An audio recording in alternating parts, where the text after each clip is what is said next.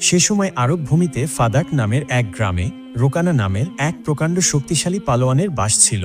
সেই যুগে রোকানার মতো শক্তিশালী পালোয়ান আর কেউ ছিল না। কুস্তিতে তার সঙ্গে কেউ পেরে উঠত না।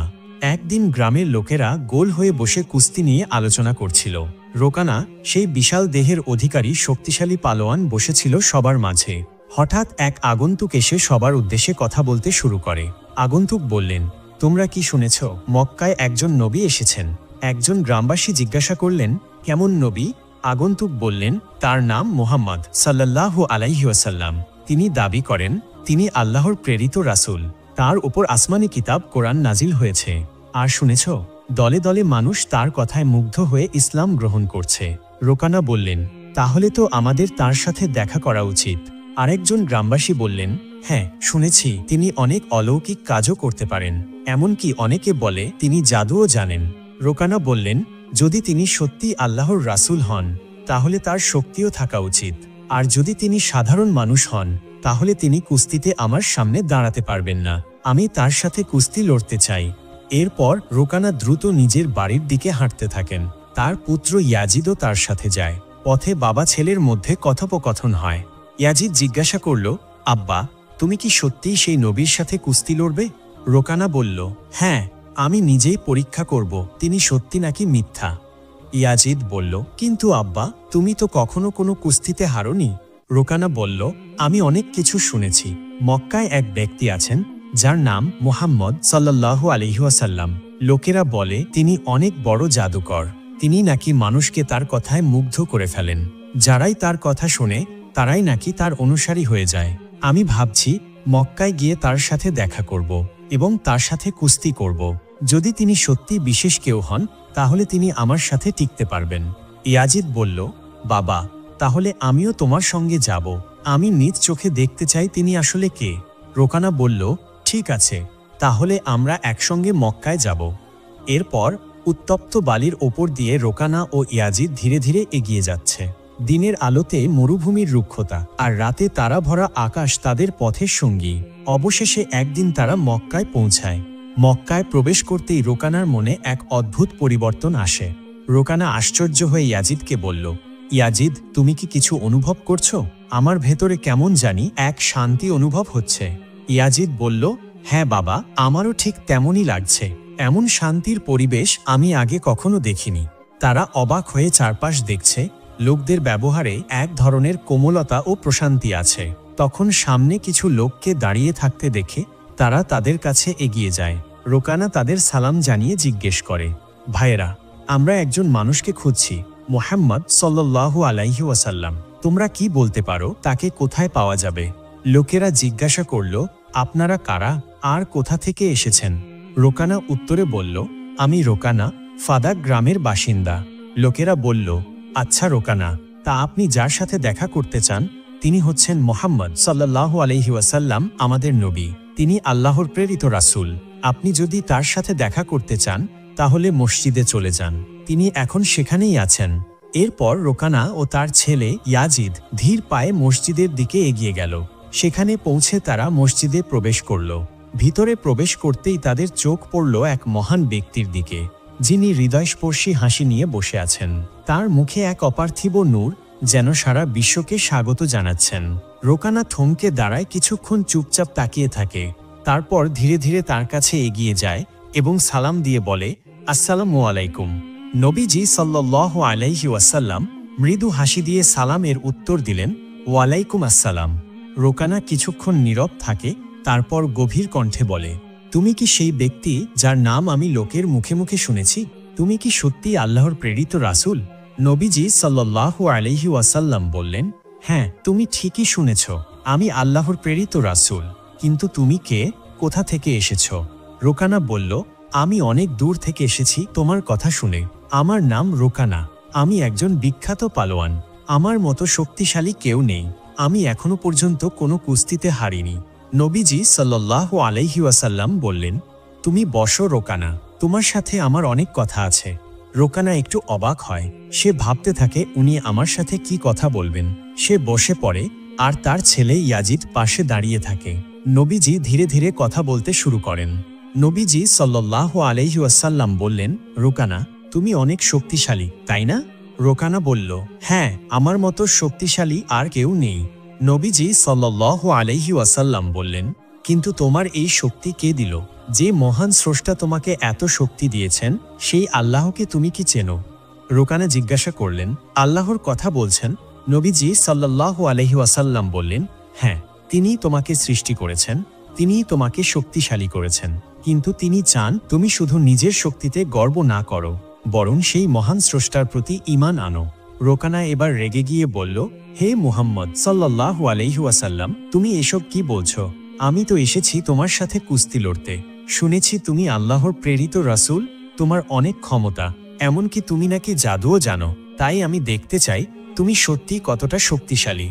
নবীজি সাল্লাল্লাহু আলাইহি ওয়াসাল্লাম বললেন, রোকানা, তুমি আমার সাথে কুস্তি লড়তে চাও, তাই না? কিন্তু আমি তো কুস্তিগীর নই, কুস্তি লড়াই আমার কাজ নয়। আমি এসেছি মানুষের কল্যাণের জন্য, সত্যের দাওয়াত দিতে। রোকানা বলল, হে মুহাম্মদ সাল্লাল্লাহু আলাইহি ওয়াসাল্লাম, আমি এসব অজুহাত শুনতে চাই না। তুমি যদি সত্যিই আল্লাহর প্রেরিত রাসূল হও, তাহলে তোমার ক্ষমতা দিয়ে আমাকে কুস্তিতে হারিয়ে দেখাও। দেখাই তো যাক তোমার শক্তি কত দূর। নবীজি সাল্লাল্লাহু আলাইহি ওয়াসাল্লাম বললেন, রোকানা, যেহেতু তুমি এতটাই জোর দিচ্ছ, তাই আমি তোমার সাথে কুস্তি লড়তে রাজি আছি। তবে একটি শর্ত আছে, যদি তুমি আমার সাথে কুস্তিতে লড়ে হেরে যাও, তাহলে তোমাকে ইসলাম গ্রহণ করতে হবে এবং আমাকে আল্লাহর প্রেরিত রাসূল হিসেবে স্বীকার করতে হবে। রোকানা যেন বিশ্বাসই করতে পারছে না, মুহাম্মদ সাল্লাল্লাহু আলাইহি ওয়াসাল্লাম কেমন করে এত আত্মবিশ্বাসের সাথে এমন শর্ত দিলেন। রোকানা মনে মনে ভাবতে লাগল, এই সামান্য একজন হুজুর আমাকে হারাবে, যার আমার মতো প্রশস্ত বুক নেই, যার হাতে আমার মতো শক্তি নেই। আমি একজন বিখ্যাত পালোয়ান, পৃথিবীর শ্রেষ্ঠ কুস্তিগীর, আমাকে কেউ কখনো হারাতে পারেনি। আর মুহাম্মদ সাল্লাল্লাহু আলাইহি ওয়াসাল্লাম, উনি তো কোনো পালোয়ান নন, উনি আমাকে কিভাবে হারাবেন? আমার সামনে এক মিনিটও টিকতে পারবেন কিনা সন্দেহ। এটা কি রসিকতা? এরপর সে হাসতে হাসতে বলল, হে মুহাম্মদ সাল্লাল্লাহু আলাইহি ওয়াসাল্লাম, আমি তোমার শর্তে রাজি। যদি তুমি আমাকে হারাতে পারো, তাহলে আমি তোমাকে আল্লাহ রাসূল হিসেবে মেনে নেব এবং ইসলাম ধর্ম গ্রহণ করব। কিন্তু মনে রেখো, আজ পর্যন্ত কেউ আমাকে হারাতে পারেনি। এরপর লড়াইয়ের প্রস্তুতি শুরু হলো। রোকানা প্রথমেই নবীজির দিকে তেড়ে এলো তার শক্তিশালী হাত উঁচু করে আঘাত করার জন্য, কিন্তু ঠিক সেই মুহূর্তে নবীজি সাল্লাল্লাহু আলাইহি ওয়াসাল্লাম নিখুঁত কৌশলে রোকানার হাত ধরে তাকে দ্রুত উপরে তুলে নিয়ে শক্তভাবে মাটিতে আছাড় দিলেন। চারপাশে বিস্ময়ের গুঞ্জন ছড়িয়ে পড়ল। এই বিশাল শক্তিশালী পালোয়ান মুহূর্তের মধ্যে মাটিতে লুটিয়ে পড়ল। সবাই হতবাক। রোকানা অবাক হয়ে কাতর স্বরে বলতে লাগল, এটা কি হলো? এভাবে আমি তো কখনো হারিনি। সে ধীরে ধীরে উঠে দাঁড়ানোর চেষ্টা করল, কিন্তু বুঝতে পারল তার শরীরের শক্তি কমে এসেছে। নবীজি তখন শান্ত স্বরে বললেন, হে রোকানা, তুমি হেরে গেছো। এখন কি তুমি তোমার পরাজয় স্বীকার করবে এবং আমাকে আল্লাহর প্রেরিত রাসূল হিসেবে মেনে নেবে? রোকানা বলল, হে মুহাম্মদ সাল্লাল্লাহু আলাইহি ওয়াসাল্লাম, আমাকে আরেকটি সুযোগ দাও, এবার আমি তোমাকে হারিয়ে ছাড়ব।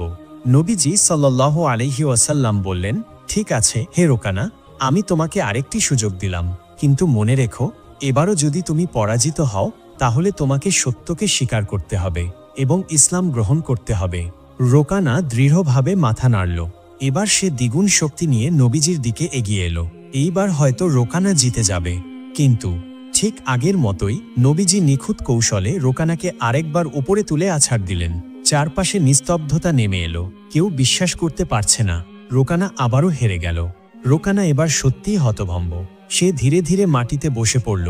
তার চোখে দ্বিধা, বিস্ময় আর পরাজয়ের ছাপ স্পষ্ট ছিল। এরপর নবীজি সাল্লাল্লাহু আলাইহি ওয়াসাল্লাম এবার কোমল কণ্ঠে বললেন, হে রোকানা, সত্য কখনো লুকিয়ে রাখা যায় না। আজ তুমি দেখলে শক্তি একমাত্র আল্লাহই দেন। এখন কি তুমি সত্যকে স্বীকার করবে এবং ইসলাম গ্রহণ করবে? রোকানা ধীরে ধীরে উঠে দাঁড়ায়। পরাজয়ের ধাক্কা এখনও সে পুরোপুরি সামলাতে পারেনি। এক মুহূর্ত চুপ থেকে সে রাসূল সাল্লাল্লাহু আলাইহি ওয়াসাল্লামের দিকে তাকিয়ে বলে, হে আল্লাহর নবী, আমি এখন বুঝতে পারছি আপনি সত্যিই আল্লাহর প্রেরিত রাসূল। আমি আপনার ধর্মকে শ্রেষ্ঠ ধর্ম হিসেবে স্বীকার করছি। আমি মহান আল্লাহর উপর ঈমান আনছি। রাসূল সাল্লাল্লাহু আলাইহি ওয়াসাল্লাম মৃদু হাসলেন। তিনি রোকানার কাঁধে হাত রাখলেন এবং বললেন, এবার বুঝলে তো রোকানা, আমরা কেউই প্রকৃতপক্ষে শক্তিশালী নই। শক্তি শুধু আল্লাহরই। আজ যদি আল্লাহ না চাইতেন, তাহলে আমি তোমাকে কখনো হারাতে পারতাম না। তিনিই আমাকে এই শক্তি দিয়েছেন, আর তার ইচ্ছাতেই তুমি এত বড় কুস্তিগীর হয়েছ। রুকানা মাথা নিচু করে ফেলেন, তারপর হাত তুলে কালিমা শাহাদাত পাঠ করে ইসলাম গ্রহণ করেন। আশেপাশের সবাই বিস্মিত, কেউ কেউ আনন্দে তাকবীর দিলেন। কিন্তু ঠিক তখনই এক তরুণ ক্রোধে ফুটছিল। সে আর কেউ নয়, রুকানারই ছেলে ইয়াজিদ। সে এগিয়ে এসে রসুল সাল্লাল্লাহু আলাইহি ওয়াসাল্লাম এর দিকে চ্যালেঞ্জ ছুঁড়ে দিয়ে বলে, হে মোহাম্মদ, আপনি আমার বাবাকে কুস্তিতে হারিয়ে প্রমাণ করলেন যে আপনি সত্যিই অসাধারণ ব্যক্তি, কিন্তু আমি এখনো বিশ্বাস করতে পারছি না। আমি একজন শক্তিশালী কুস্তিগীর, কখনো কারো কাছে হারিনি। আপনি কি আমার সঙ্গে লড়বেন? রাসূল সাল্লাল্লাহু আলাইহি ওয়াসাল্লাম বললেন, ঠিক আছে, আমি তোমার চ্যালেঞ্জ গ্রহণ করলাম। ইয়াজিদ দাঁড়িয়ে মনে মনে বলে, আজ আমি মুহাম্মদ সাল্লাল্লাহু আলাইহি ওয়াসাল্লাম কে হারিয়ে নিজের বাবার পরাজয়ের প্রতিশোধ নেব, আমার বংশের গৌরব ফিরিয়ে আনব। সে রাসূল সাল্লাল্লাহু আলাইহি ওয়াসাল্লাম এর দিকে দৃষ্টি ফেলে। রাসূল সাল্লাল্লাহু আলাইহি ওয়াসাল্লাম শান্ত ধীরস্থিরভাবে দাঁড়িয়ে আছেন। ইয়াজিদের রক্ত টকবক করছে। সে আক্রমণ শুরু করে। ইয়াজিদ নিজের সর্বোচ্চ শক্তি দিয়ে রাসূল সাল্লাল্লাহু আলাইহি ওয়াসাল্লাম এর ওপর ঝাঁপিয়ে পড়ে। তার চোখে এক ধরনের জেদ দেখা যাচ্ছিল, কিন্তু রাসূল সাল্লাল্লাহু আলাইহি ওয়াসাল্লাম প্রতিটি আঘাত অত্যন্ত সহজেই প্রতিহত করেন। এটি দেখে ইয়াজিদের চোখ বিস্ময়ে বড় হয়ে যায়। ইয়াজিদ হতবাক হয়ে বলে, এটা কিভাবে সম্ভব?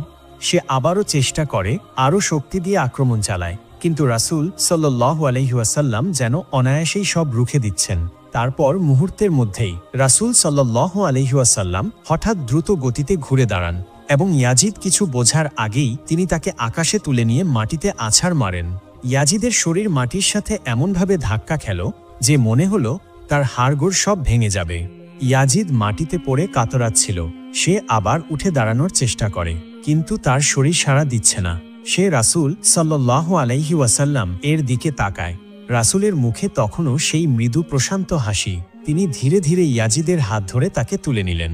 এরপর রাসূল সাল্লাল্লাহু আলাইহি ওয়াসাল্লাম ইয়াজিদের কাঁধে হাত রাখেন, কণ্ঠে স্নেহ নিয়ে বললেন, হে ইয়াজিদ, তুমি সত্যিই একজন সাহসী যুবক, কিন্তু মনে রেখো, প্রকৃত শক্তির মালিক একমাত্র আল্লাহ। আজ তুমি নিজ চোখে দেখলে তিনি তার নবীকে কিভাবে শক্তি দেন। এখনো কি তোমার মনে কোনো সন্দেহ আছে? এই কথাগুলো ইয়াজিদের হৃদয়কে নাড়িয়ে দেয়। তার চোখ থেকে অশ্রু গড়িয়ে পড়ে। সে রাসূল সাল্লাল্লাহু আলাইহি ওয়াসাল্লাম এর সামনে হাঁটু গেড়ে বসে পড়ে, কাঁপা কণ্ঠে বলে, হে আল্লাহর রাসূল, আজ আমি আমার জীবনের সবচেয়ে বড় শিক্ষা পেলাম। আমি সাক্ষ্য দিচ্ছি আল্লাহ ছাড়া কোনো উপাস্য নেই, এবং আপনি হে মুহাম্মদ সাল্লাল্লাহু আলাইহি ওয়াসাল্লাম আল্লাহর সত্যিকারের রাসূল। এরপর চারপাশে তাকবীর ধ্বনি ওঠে। ইয়াজিদের হৃদয়ে নতুন আলো উদিত হয় এবং সে ইসলাম গ্রহণ করে। এমনি আরেক দিনের ঘটনা। একদিন রাতে হঠাৎ কয়েকজন কাফের নেতা, তাদের মাঝে আবু জেহেল, আলী ইবনে মুগিরা এবং আজ ইবনে আয়েল বিশ্বনবী মুহাম্মদ সাল্লাল্লাহু আলাইহি ওয়াসাল্লামের কাছে আসে। তাদের মুখে বিদ্রুপের হাসি, চোখে সন্দেহের ছাপ। তারা নবী মুহাম্মদ সাল্লাল্লাহু আলাইহি ওয়াসাল্লামের সামনে দাঁড়িয়ে যায় এবং বলতে থাকে, ওহে মুহাম্মদ, তুমি আমাদেরকে আল্লাহর পথের কথা শোনাও, তোমার নবুয়তের কথা বলো, কিন্তু আমরা কিভাবে বিশ্বাস করব যে তুমি সত্যি আল্লাহর নবী? যদি তুমি সত্যি সত্যি আল্লাহর প্রেরিত রাসূল হও, তাহলে আমাদের জন্য একটি নিদর্শন দেখাও। বিশ্বনবী সাল্লাল্লাহু আলাইহি ওয়াসাল্লাম জিজ্ঞাসা করলেন, তোমরা কি দেখতে চাও? কাফেররা হাসতে হাসতে বলল, ওই যে আকাশের চাঁদ, তুমি যদি একে দুই ভাগ করতে পারো, তাহলে আমরা তোমার উপর ঈমান আনব এবং ইসলাম গ্রহণ করব। নবীজি সাল্লাল্লাহু আলাইহি ওয়াসাল্লাম কাফেরদের চোখের দিকে তাকিয়ে গভীর দৃষ্টিতে তাদের কথা শুনলেন এবং বললেন, তোমরা কি সত্যিই কথা দিচ্ছ? যদি আমি আল্লাহর ইচ্ছায় চাঁদ দ্বিখণ্ডিত করে দেখাই, তাহলে কি তোমরা আল্লাহকে একমাত্র রব বলে স্বীকার করবে? কাফেররা বিদ্রুপের হাসি দিয়ে বলল, হ্যাঁ, আমরা কথা দিচ্ছি। বিশ্বনবী সাল্লাল্লাহু আলাইহি ওয়াসাল্লাম তাদের জেদ এবং অবিশ্বাস দেখে চুপ হয়ে গেলেন। তিনি জানতেন তারা শুধু বিদ্রুপ করছে, কিন্তু তিনি তাদের হেদায়াতের জন্য আল্লাহর দরবারে হাত তুললেন। রাতের আকাশের দিকে তাকিয়ে গভীর কণ্ঠে দোয়া করলেন। নবীজি সাল্লাল্লাহু আলাইহি ওয়াসাল্লাম আল্লাহর কাছে কাতর প্রার্থনা করে বললেন, হে আল্লাহ, আপনি চাঁদটিকে দ্বিখণ্ডিত করে দিন, যাতে তারা সত্যের পথ খুঁজে পায় এবং আপনাকে রব হিসেবে মেনে নেয়। দোয়া শেষ হলে নবীজি সাল্লাল্লাহু আলাইহি ওয়াসাল্লাম ধীরে ধীরে চাঁদের দিকে আঙুল তুলে ইশারা করলেন। মুহূর্তের মধ্যে এক বিস্ময়কর দৃশ্য দেখা গেল।